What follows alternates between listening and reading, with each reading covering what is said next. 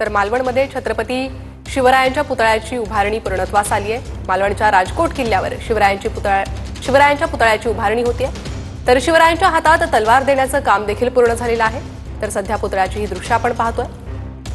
मालवण या ठिकाणचा हा पुतळा कोसळल्यानंतर पुतळ्याचं पुन्हा एकदा बांधकाम सुरू केलं होतं। तर प्रसिद्ध शिल्पकार राम सुतार यांच्या हस्ते हा पुतळा आता बांधण्यात आलेला आहे। मालवणच्या राजकोट किल्ल्यावर शिवरायांच्या पुतळ्याची उभारणी होते।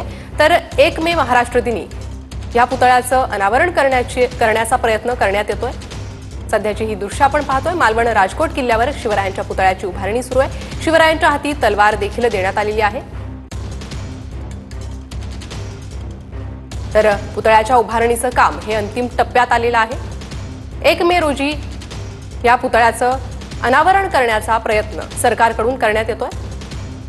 तर अतिशय भव्य असा हा पुतळा पुन्हा एकदा मालवण राजकोट या ठिकाणी उभारला जातोय। तर राजकोटवरील पुतळा कोसळल्यानंतर टीका झाल्या होत्या। राजकारणात त्याचा मोठा पडसाद उमटला होता। तर महाराष्ट्रात देखील अनेक संतापाच्या भावना व्यक्त झाल्या होत्या। त्यानंतर पुन्हा एकदा या पुतळ्याच्या बांधकामाला सुरुवात झाली आणि आता या पुतळ्याची उभारणी पूर्णत्वास आलेली आहे। शिवरायांच्या हाती तलवार देखील देण्यात आलेली आहे आणि लवकरच या पुतळ्याचं अनावरण करण्याचा प्रयत्न देखील सरकारकडून होतोय। तर राम सुतार यांनी हा पुतळा उभारलेला आहे।